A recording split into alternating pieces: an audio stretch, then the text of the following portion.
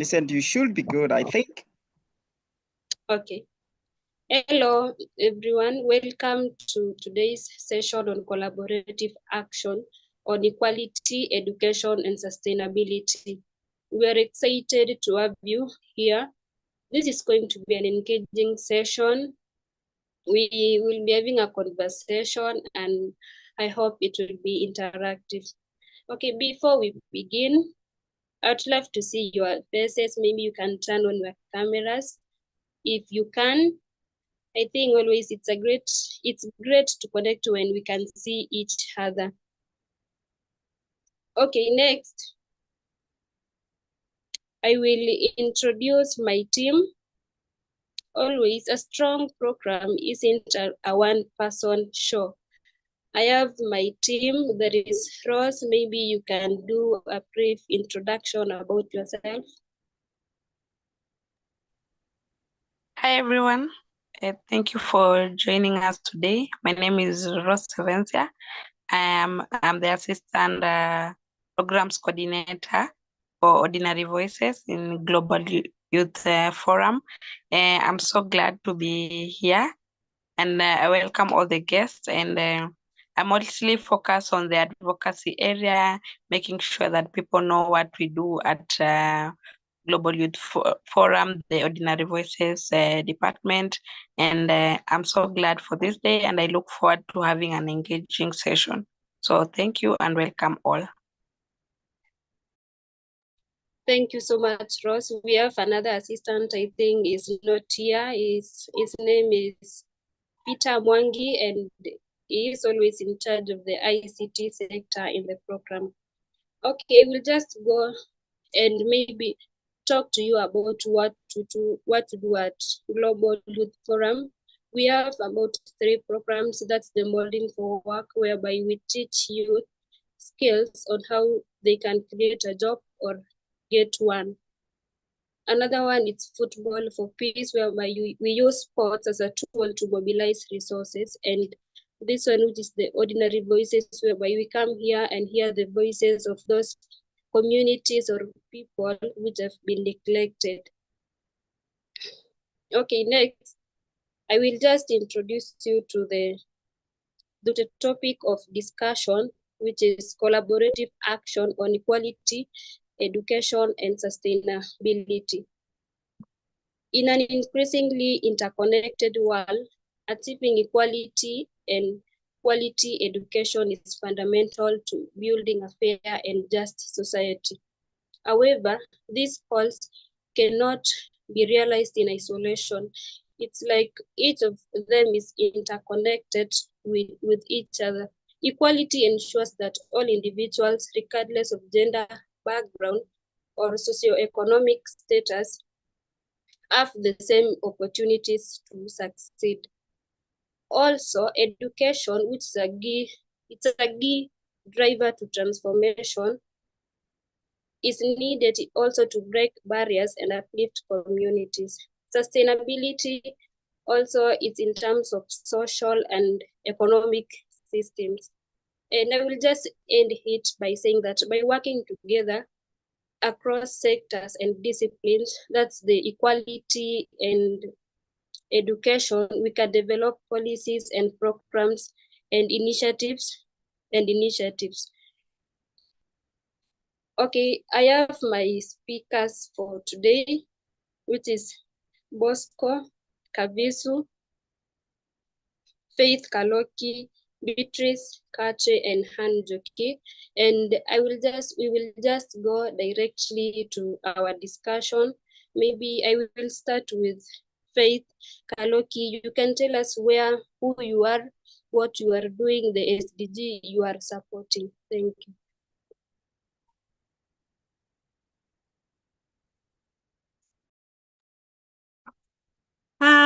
Hello everyone. This is Faith Kaloki. I'm joining you from Nanyuki. I am the founder and executive director of Arise Africa, an empowerment initiative that focuses on empowering women and girls across Africa with tools, knowledge, and confidence to lead. Originally, we were Rise Mindfully as an organization, but we realize that there are gaps, a lot of gaps that are not addressed, and we changed Rails to transform from a mental health initiative to an initiative that empowers women across Africa. Our thematic areas are sexual reproductive health and rights education, menstrual hygiene, and wellness education, and also mental health education and empowerment and wellness. We focus on 4 SDGs. One is SDG 4, that is quality education. SDG 3, good health and well-being. Then SDG 5, gender equality. And SDG 17, partnerships for girls. This is because it takes collaboration with other organizations and initiatives for goals and objectives to be attained. No man is an island. We have to work with other people, other initiatives, and other organizations to ensure that we achieve the things that we have been pushing for so long, because women have been sidelined, especially when it comes to leadership positions, are working in big companies and corporations. We have the 2/3 gender rule, but it's not yet implemented because we have more men representing us in the government and other institutions. But we are pushing and working on ensuring that the 2/3 gender role is achieved. One thing, I envision a world where women are empowered to rise as leaders, and where women actively shape their communities, influence policies, and have the ability to push for sustainable change. Thank you so much, Faith. That's just like, for example, the point you have raised on working, you're working with other organizations. That's the basis of collaboration. I will let Beatrice Kache, you can just discuss the same point.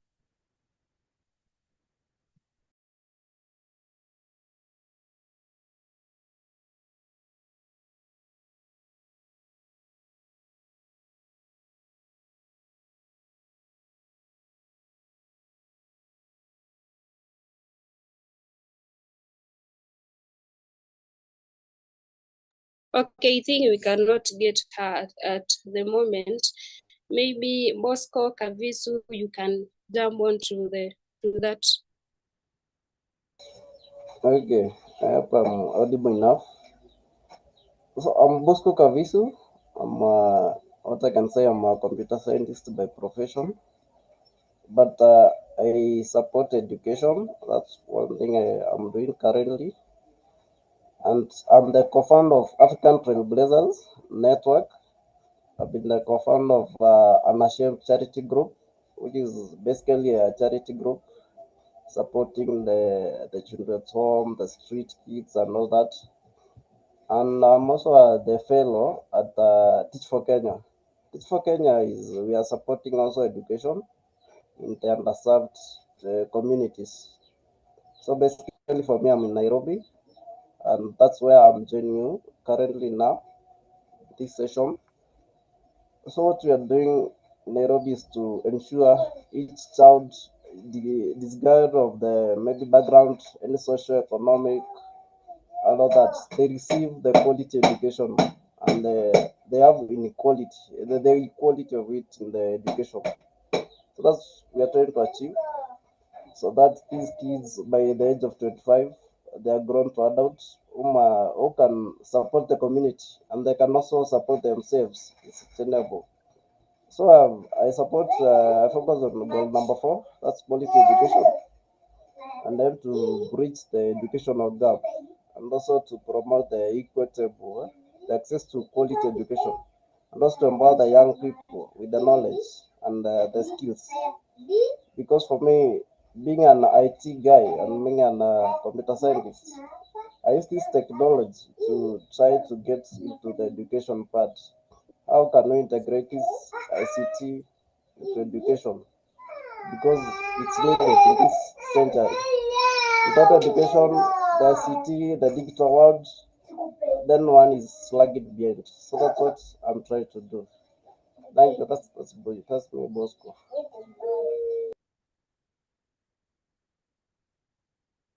Thank you so much for those points. I think, I don't know if Beatrice is here. You can carry on.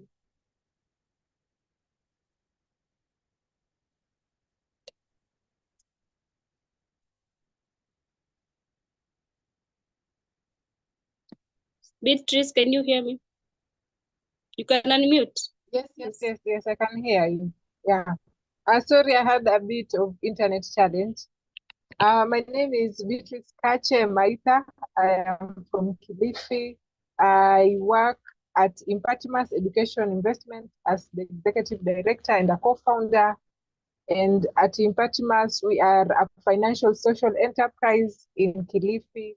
And what we aim to do is providing access to finance so that we can be able, our children and schools can be able to access quality education. So the SDG that we are targeting is quality education, goal 4. And the reason that we focus on finance is because as much as, yes, there are all the resources that are aligned or set aside that children need to go to school to complete all the education level. But we know that most of families that are in the low income households struggle to raise the amount that is there, especially for tuition costs, the school items that they need. So what we work on, we focus on secondary school who are earning between 300 to 1,000 daily, and they work in the casual sector or the mama mbogas, the security guy, boda boda, who have children in secondary school. But because of their income, it's sometimes a challenge to raise the amount of money that school needs at the beginning of the term, which cause most of the students to spend days out of school, and even at some extent they drop out. So our focus is providing finance. We have a revolving fund where we offer a zero interest loan called Abaki Shule that helps now the parents be able to cover the school fees costs at the beginning of the term, the whole of it.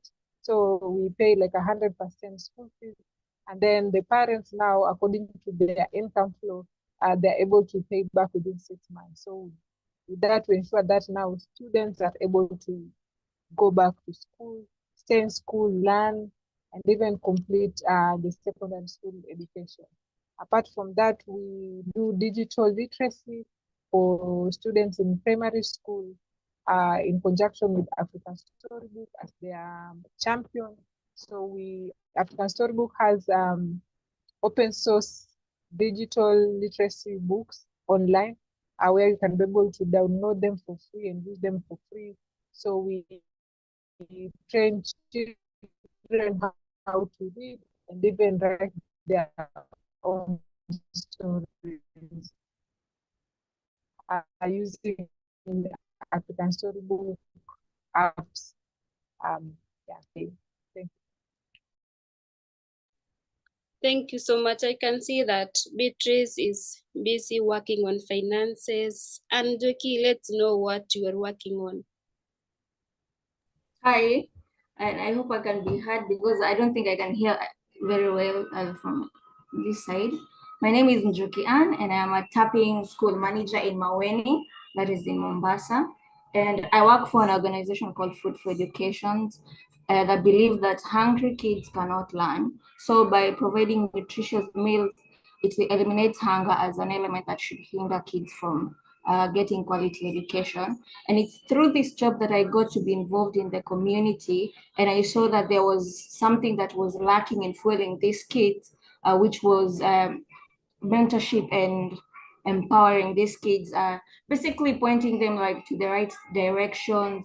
You find that most of these kids will easily get out of their school because they don't find anything fun about it. And I believe that quality education should be more than just attending school and textbook knowledge. I think quality education should be more of something fun that kids that equips these kids with knowledge and skills so that they can use that to better themselves and their society as an eliminating factor of or to eradicate poverty. But I think if you've noticed, if you've been involved in the local community, you will realize that a majority of these kids, they do not have role models that would be pointing them to the right direction. So easily you'll find that the young girls or boys, they'll quickly give up and drop out of school because that is not something, mentorship is not something that is offered in these local communities.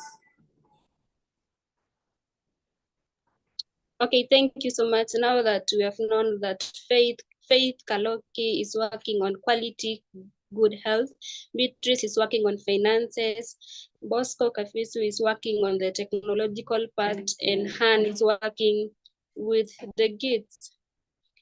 What does meaningful collaboration and sustainability mean to you?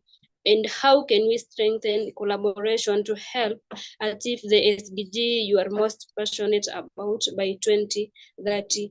This time I will start with Beatrice. I think for me, collaborative efforts is about coming together.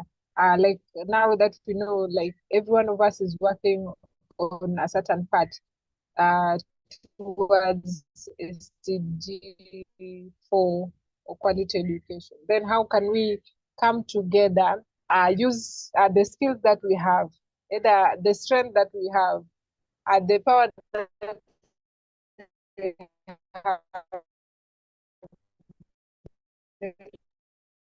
I think your We internet. have the ideas, the mindset, and combining them together to actually now move towards what we need to achieve by 2030. Okay, your internet, sorry. Maybe you can turn off your camera.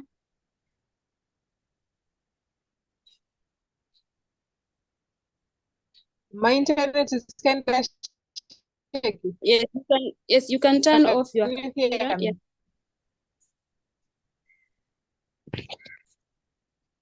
Now you can hear me.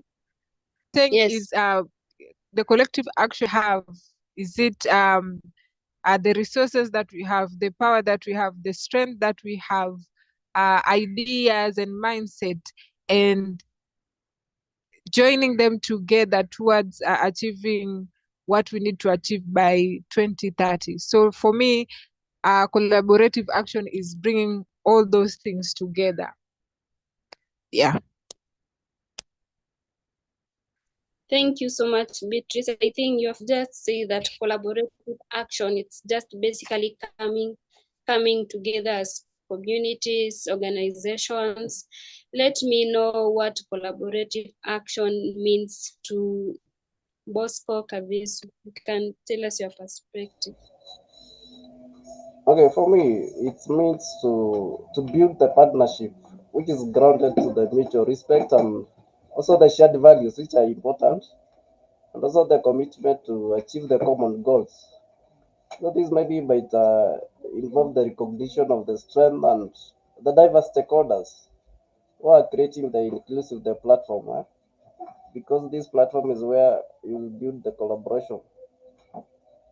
So I think it's all about creating the system that are resilient and equitable and also adaptable.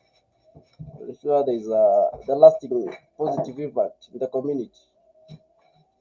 I think on the by 2030, which is also on the SDG 4, the quality education, we need to establish the stronger network which is between the education institution, because they are the main stakeholders, and also the policy makers who are making these the policies, what should be followed, and also the organizations, the communities. This is the main beneficiary. The community is the main beneficiary of the SDGs. And also should also prioritize the dialogues, which is inclusive, of all the people.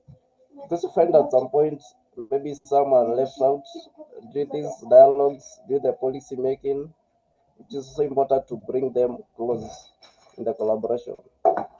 Thank you. Thank you so much. Bosco is speaking about building partnerships with policymakers, the government. Let's get to know from Faith, what does collaborative action mean to you?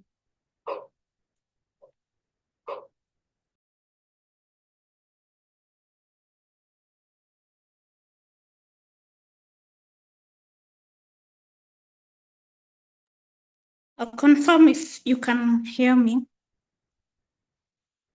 Yes, I can hear you. So to me, collaborative action,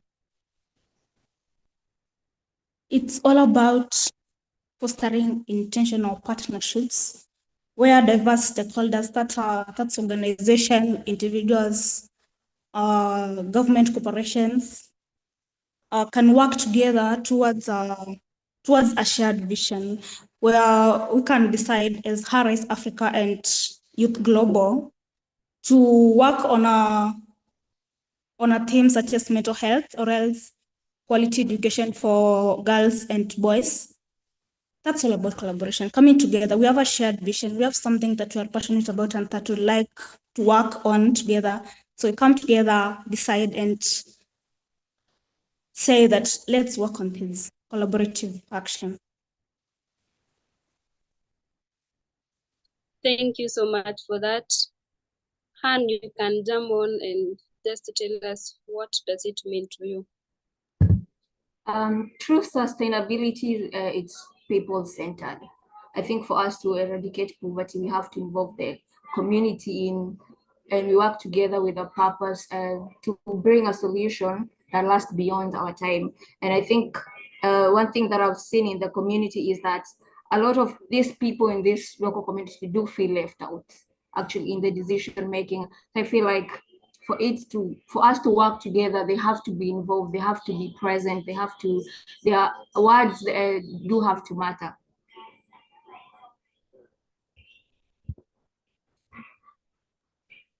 Okay, thank you so much. If I can just summarize that, it's just like it's the stakeholders, the policymakers coming together and maybe giving ideas about maybe an issue. Thank you so much for that. And also, how can grassroots communities and young people be better integrated into decision-making and implementation processes to drive the sustainable impact? Because sometimes the youth and the young are always left behind. Maybe we can hear from Faith.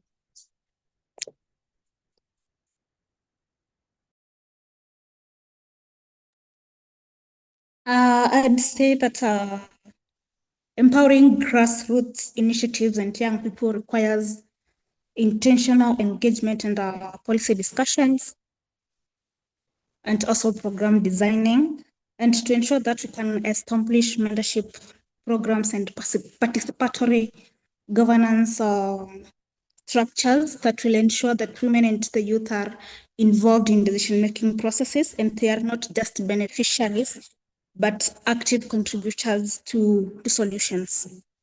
We can also invest in digital literacy and access to information, which will enable amplifying of grassroots voices. That's voices from women and people from the marginalized communities will be heard, and we can work with them to ensure that their voices are heard and the things that they are pushing for are catered for, and the gaps or else the problems that they are having are solved, or else if they're not solved, we can work on pushing to ensure that some bit of the problems or else some bit of the gaps are addressed while also pushing for the gaps to be fully addressed. Thank you. Thank you so much. I really like about the intentional discussion and mentorship, especially to the young people. hand, maybe you can just give us your point on the same. I think something as simple as having forums would be something that it would be a start to addressing and working together with the community. For example, like I work in a school and I get to meet parents like once in a while. And it's in those meetings that I make sure that I engage and I involve them with something, what is going on how they can work, we can work together into making sure that we support these young kids into making sure that they acquire the quality education, and by making sure like they're simply involved in addressing, or we can also address the complex challenges that they face, and in that way then we can find something that can work in our favor in eradicating poverty.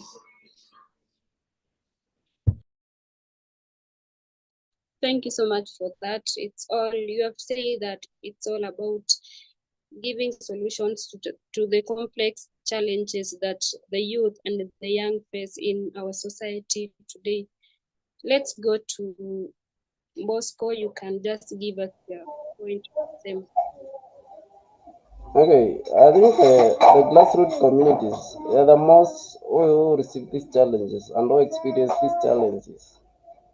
So these guys, they need to be integrated with this decision making, which maybe is not only being the beneficiary of the system, which most of the government and the policymakers, they just go and install what they need to the community. But these guys, they need to be involved to make this installment successful. So I think this can be achieved maybe by the mentorship, as one of us can said. That's why need the community-based participation. You need to do research.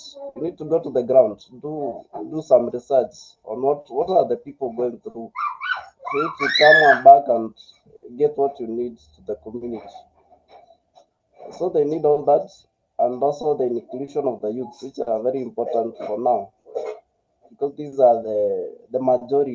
Let's say the majority, and they once they are done, maybe the schooling and all that, they go back to the community. So they need to be included. They also need the capacity building opportunities, because these things is where maybe they get knowledge, maybe they get the resources, and also they empower the grassroots initiatives, which also will amplify the impact and drive the sustainable change in it. Thank you. Thank you so much. I think you have raised an important point on decision making. We can have the youth this time to make decisions on the table. Thank you so much. I will let Beatrice, you can just give us your point on the same. I concur with Engineer Bosco about involving the youth or the community in the decision making before even you plan or implement either policies or programs. Yeah, because involving them brings new idea, new mindset that maybe will have not like been captured. Not just that the youth are just a token or people that are receiving something at the end process. Because involving them, as even Anna said, you can be able to look at complex issue and even come up with solutions. So involving them in every area, the decision making at the all the processes that are there will actually is necessary for the youth to be able to participate. Yes. Thank you so much for that. I think we are at the middle of our discussion, and I would like to let the participants, maybe you have a point you can raise. There is Rose, Charity, John, Kenneth, and Justin. If you have a point, you can just unmute.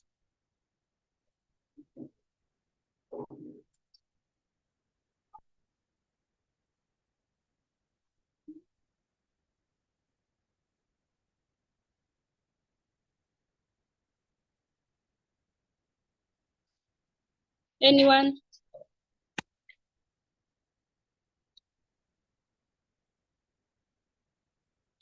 And also for those who are joining us online, remember that the hashtag is Ordinary Voices, and together we are strong. And if there is no one, I think we can just continue. And just now, like, you have raised some powerful points, but as we like, sometimes we all know that collaboration isn't easy. What do you think are the biggest barriers to effective collaboration in achieving SDG related goals, and how can we overcome them? This time I can start with Beatrice.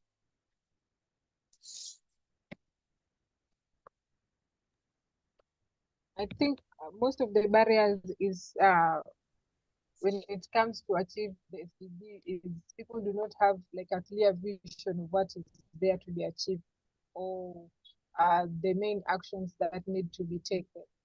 So everyone is like trying to do individual things towards the same goal. But if people come together and they combine their efforts, it becomes much easier. So having a clear picture of what the SDG or the goal, the end goal needs to look like will be, and what people need to do at the individual level and at collectively, that will be much easier for it to ensure that people are able to move towards the goal. Thank you so much for that. I really like the point of you have something you are going to solve and you don't have the clear vision on the same. Next, let me go to Han. You can just give us your point on the same. The barrier that affect collaboration, one that I've experienced is that in this communities there's resistance to change. A lot of these communities, I think they have been left so much behind that whenever you introduce something to them, they resist to it. They do not understand it. And that is why I believe that even the community need to be mentored, need to be pointed into the right direction, needs to be involved when it comes to making decisions. And of course, for the young people, there's the neglect, because I think most people do take education as just textbook, just attending school, and you find that these young people do have a lot of talent, but they feel like the talents, they're not nurtured, they're not heard, they're not pointed into the right direction, because at the back of their mind they believe that if it is not textbook, then none of it matters. So I think if we would foster and implement or prioritize on mentorship with the young girls, I think would save them a lot from the resistance that is coming from the community. I think it would be so nice if we didn't give up on them and it would point them to the right direction, or just communication, just listening to them. Yeah. Thank you so much for that. And I think the point which I've taken is that the only medicine to communities resisting changes is to teach them and mentor them on these issues. Thank you so much. Let me now go to Faith. You can just discuss the same issue.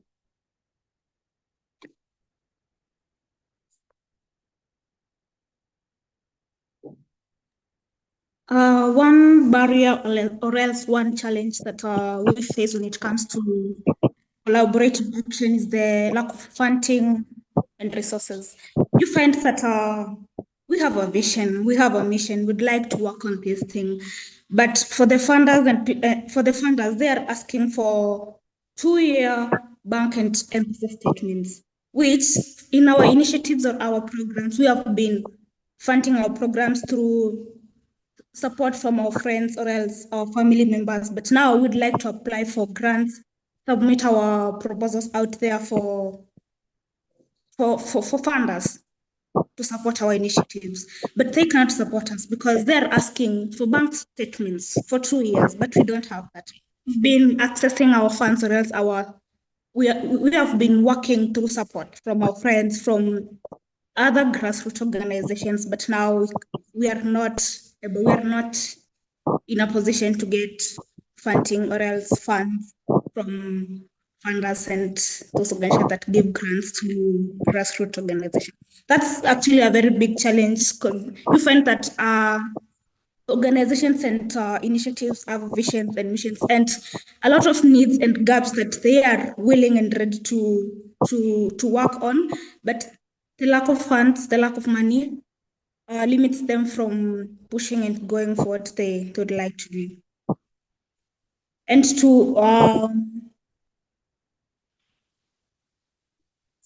yes, thank you.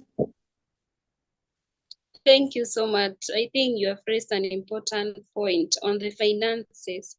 Sometimes you may have family, friends, money, but I think they're not enough. And I think we need to have some organizations just not needing many things before giving us the finance. Okay, let's hear from Bosco on the same issue. Okay, what I can say, there are various barriers. Which one is the limited resources and also the inclusivity. And there's this one very many important barrier, which is the communication channel. Because for now, most of these maybe events, initiatives, we communicate through online, maybe the platform, the social media. But what about that person who even does not afford this smartphone? Does it even have maybe a computer PC to access all this information? So they need a very good localized communication channel which can reach them all, for them to be able to come and also be one of the stakeholders and the collaborations. There's the conflict of interest, which maybe it happens maybe to some organization. Maybe they think it's us, we should be there, it's us, we should be at the top, which is not good. We should all be there together with the same goal and trying to achieve it together. Because once you say maybe I'm here for it's me who is here, no, it should be all of us. We are there, then we can achieve. I think all these can be overcome by the establishment of the inclusive framework, which is good to recognize the respective diverse of the perspectives and each person's opinion, especially those marginalized groups and all that. Yeah, thank you.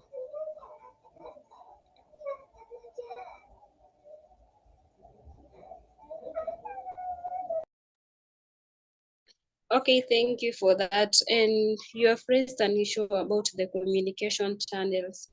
And also someone has just raised an issue online about how can communities access bank accounts. And I think this is something like, for example, the organizations that give out the grants should also consider that.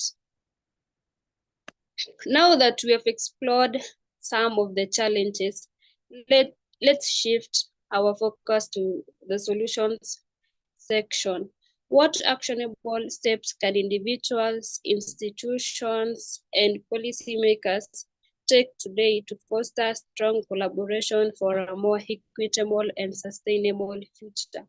I will let Hans start. Give us your point on that.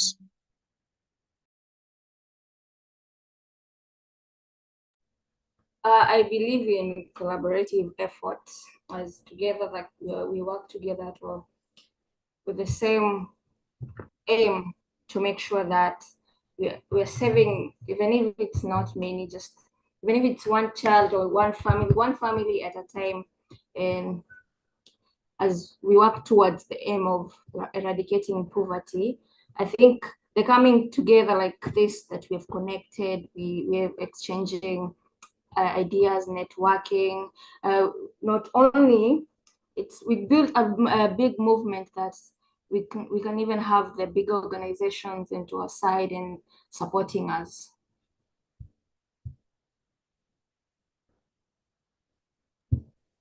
You have raised an important question on collaborative effort between the government, the stakeholders, and all those, whereby they can just come together. Now I will jump to Faith. You can give us your views on the same.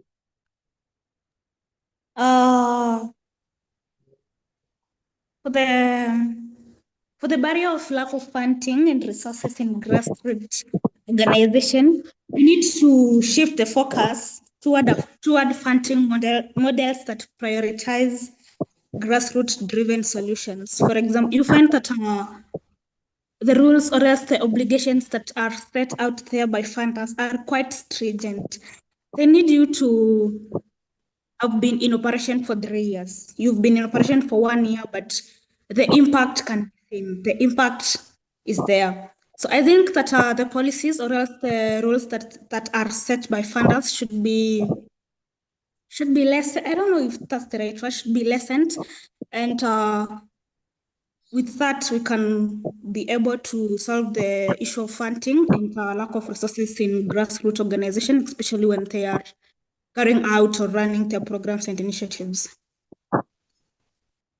Wow, I really like the point of, like, for example, there is someone in the community and they don't know what is a bank statement. I think the organizations which give out the grants should also consider that.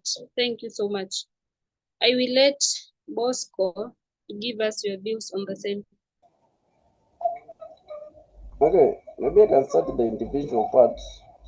So as an individual, we need to engage in the advocacy side. We need to build our own network. We need also to collaborate with the like-minded people, because this will help to amplify the impact of it in the society.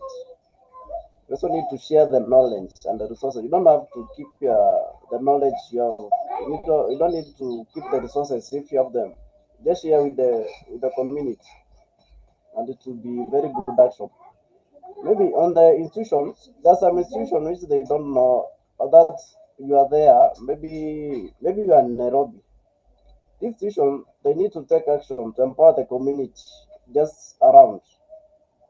So what action are they taking? They need to take this action to empower this community around. They need to create a platform and to bring together all those stakeholders, and also to bring the partnership, which is and also to reach the grassroots community, which is very important. And the policy makers, they need to develop the inclusive policies. As we have said, the youths, the grassroots community, they need to bring them together in this policy making table. Yeah, I think that's my view on it.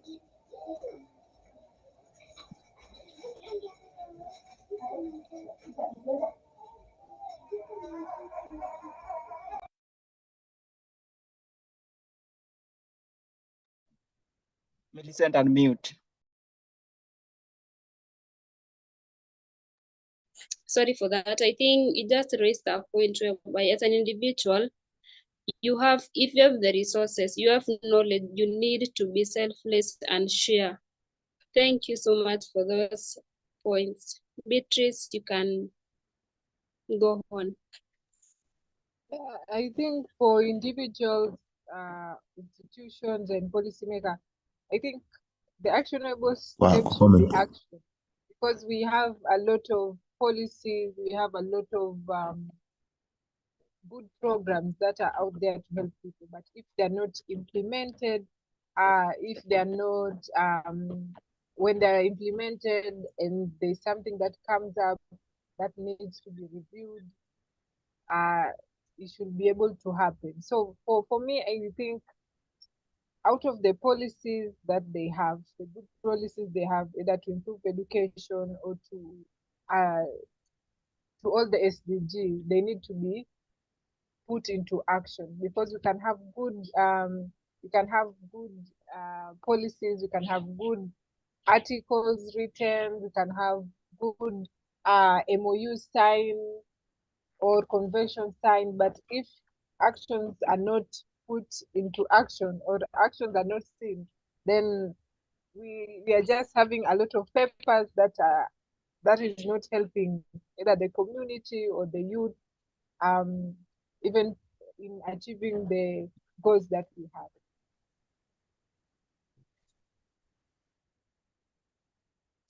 Thank you so much. I think you have just raised an issue that the programs are there, but the implementation part is not there.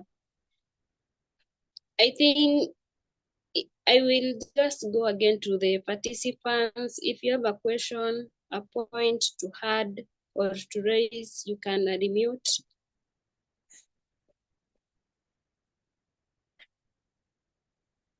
Rose, do you have any point?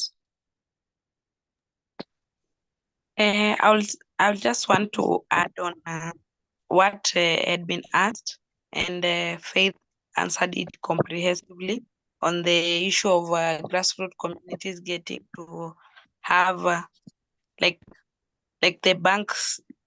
Let's say, like, because most of the time when they are requesting for the fund, they ask for bank statement, they ask for information for organizations that are stayed for certain number of years.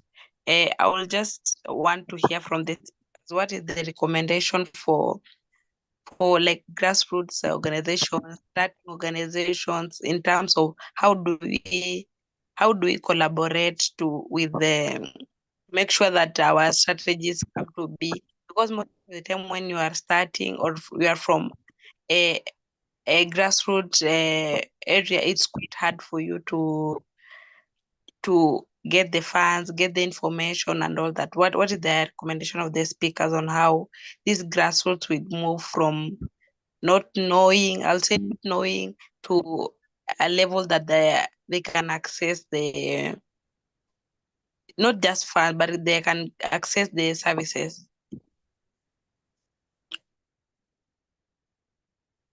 Anyone can answer her? Okay, I think when anyone maybe starts an organization, bank account is a must, because I know most of the time we either run our organization from having personal funds, so that we can either implement this activity, if it is mentorship, if it is awareness. But if we have, I know having the bank account sometimes can be challenging, but having that account and now the personal money is going there and then now coming to do the activity, or having a dedicated maybe mobile account, M-Pesa account that is solely focused on the organization. And when you implement those activities, you are able to record, like today, once we do this activity, this is how much that was used. Having that already shows, or an organization can be able to show that this is how we have been using our finances. So I will say that it should not be something that you can ignore, but it's something that you can actively start doing. Just open a bank account, maybe the money maybe that will probably be used for an activity can go to that account before now they come to the activities or to the organization, to the activities.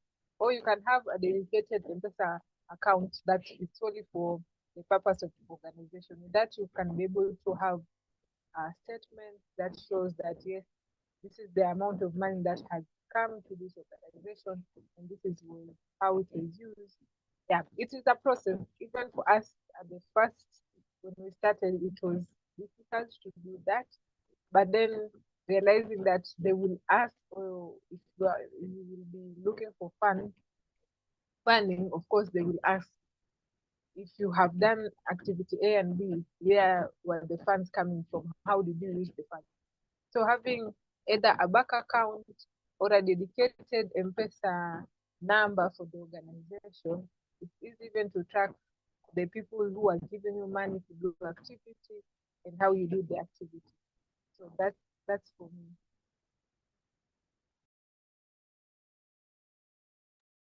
I think you answered that very well, since you are working on the sector of finances. If you need more clarification, you can follow her on LinkedIn. Her name is Beatrice Kache, to understand more. Anyone with another question?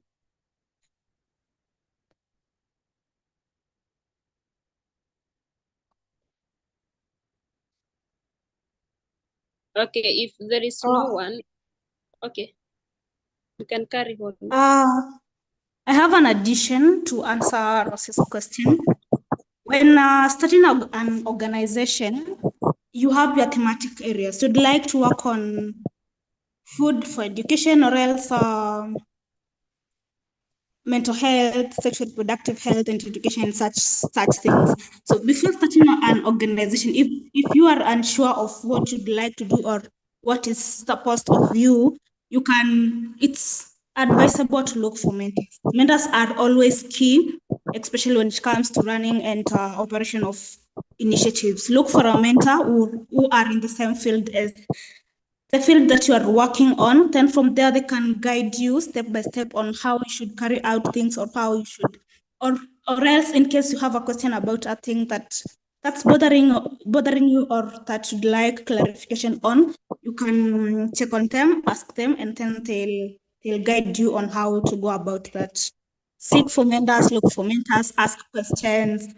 When you get people who are working the same field as you are working on, ask them questions, get to know how they operate, or else how they work. And then from that, you'll get an idea of what to go after, or else how to run your activities or programs. Wow, thank you so much. Anyone with additional point or a question from my participants? I think we'll go past 5 minutes. There is a question on the chat by Arakiza Caleb, and it says, what steps can we take to have effective and successful environmental sustainability? Anyone can jump on and answer.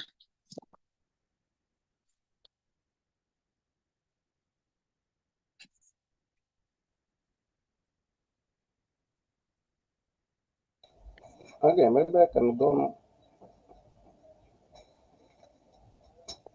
Well, what I can say on the environmental sustainability is a responsibility for everyone. You cannot say maybe it's someone's responsibility, but it's for everyone. You need to plant a tree. You don't need to wait for someone maybe to come and plant for you. So you need to take this as your own responsibility as an individual, and also maybe to influence your friends, a friend of a friend. Then we shall achieve this environmental sustainability. Very successful. Thank you.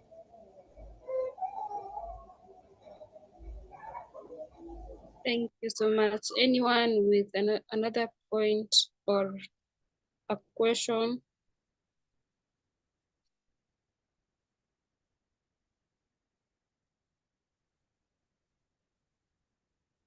Okay, if there is none, okay, this has been such a rich discussion. And before we can end the session, I think, what message do you have for those out, like just a parting shot on a message to those out there working to address the SDG you are passionate about from the lens of collaboration and sustainability? Maybe only one. I will start with Beatrice.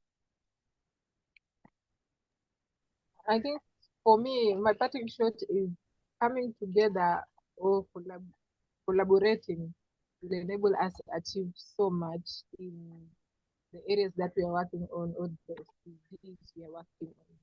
For example, even at Impatimas, the loans that we give to parents are contributed by individuals and organizations who are coming together to support education. So I so much believe in collaboration, because when you are together, you can be able to achieve so much more than when you are just alone. Thank you so much for that. I will let Faith, you can give us your parting shot.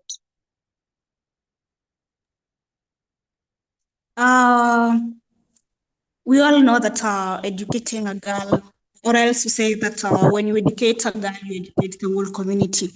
So what I can say is that when we empower women, or else when women rise, the whole community thrives. So let's empower women. Let's involve youths and women in decision-making process, actively involve them in decision-making process, not just have them on the table. Thank you.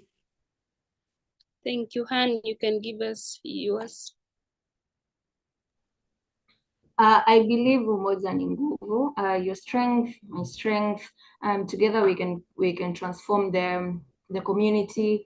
Together we can drive impact. And I'm also very grateful to have connected with you people. It was very insightful to hear from you guys and the work that you're doing to the community. So thank you. Thank you so much, Bosco. You can give us a parting shot. Yeah, I can say collaboration and the sustainability parts, these are very inseparable parts. So we need to achieve it together.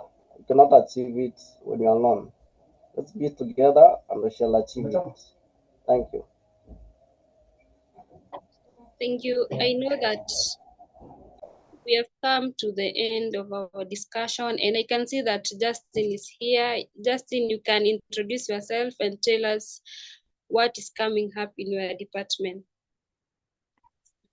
Thank you so much, Millicent. Indeed, it was a nice discussion. Thank you, the guests, for turning up. Present to you, even though I joined late, but you are so extraordinary people and you really want to change your community, your societies. I can see your passion from how you speak.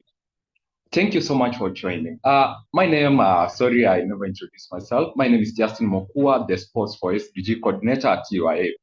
I have good news for you guests. We have an upcoming inter-county football for the goals event, which is on May 24th and 25th to mark the World Football Day. You are welcome all. You can check out on our LinkedIn, Facebook pages to see the progress and see how you can participate. Thank you so much. Thank you so much, Justin, for that. And before we can wrap up, I can just say a huge thank you for each one and everyone who has joined the meeting here on Zoom and online. Your contribution made this conversation good. And remember, it's not just a conversation, it's a call to action. You can take the next step. You can just take the next step on the points you have raised and bring them or take them to action.